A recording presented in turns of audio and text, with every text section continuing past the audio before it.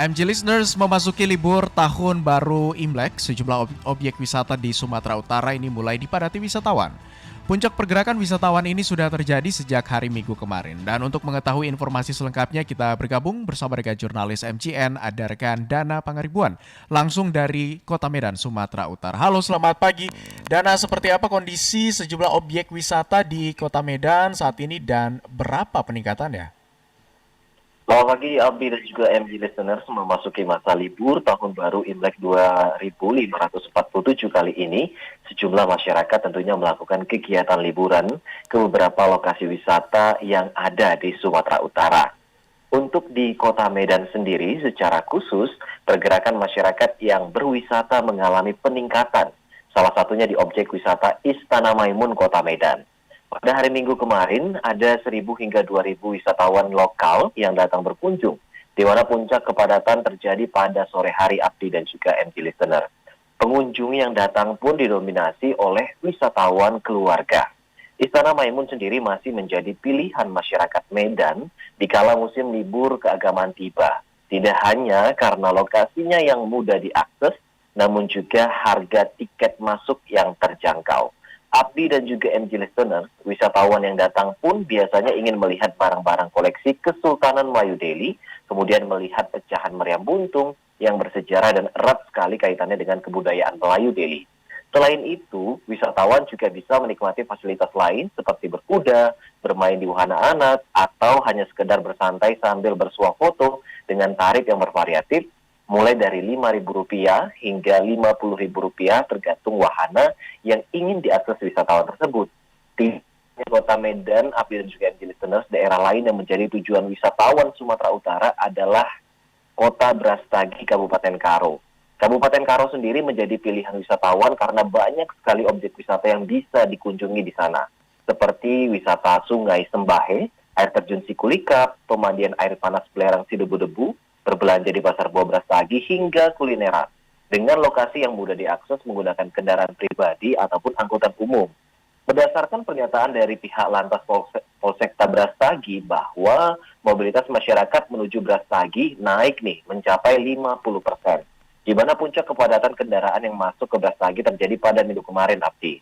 Kepadatan ini terlihat di sejumlah titik, mulai dari jalur penatapan Brastagi, Kabanjahe, hingga menuju ke arah Kecamatan Merek, Kabupaten Karo.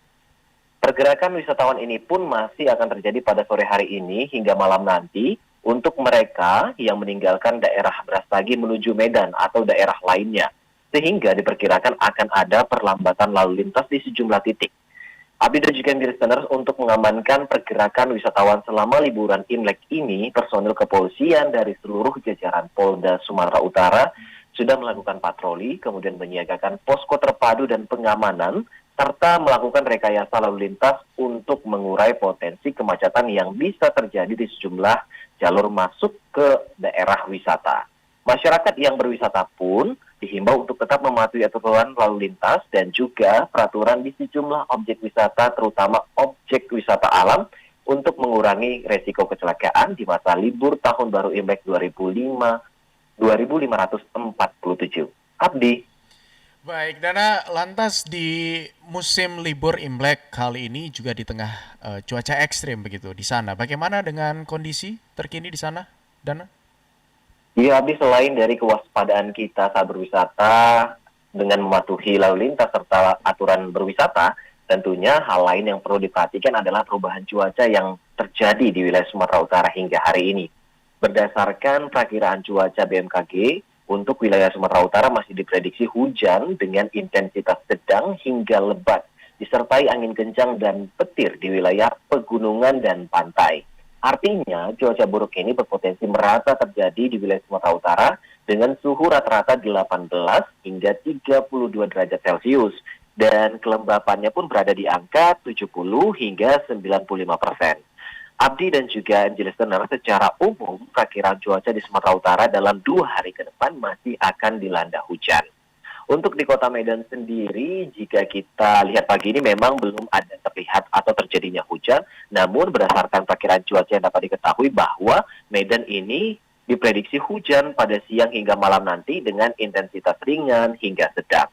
Adapun cuaca buruk yang berpotensi terjadi di Sumatera Utara ini, Habib dan juga MJ listeners, BMKG menghimbau agar masyarakat tetap waspada akan potensi longsor dan banjir, terutama di wilayah pegunungan. Salah satunya titik jalan menuju dan dari Brastagi Medan yang menjadi tujuan wisatawan selama musim libur Imlek. Sehingga ada tips nih Abdi dan juga MJ listeners untuk berwisata yang perlu diperhatikan di Sumatera Utara adalah dengan mematuhi peraturan lalu lintas, kemudian memastikan bahan bakar yang mencukupi saat perjalanan berwisata, dan juga memantau perubahan cuaca yang bisa saja terjadi di wilayah Sumatera Utara. Demikian Abdi yang bisa kami sampaikan. Baik, terima kasih jurnalis MCN Dana Pangeribuan langsung dari Medan, Sumatera Utara atas laporannya. Salam sehat dan selamat kembali bertugas.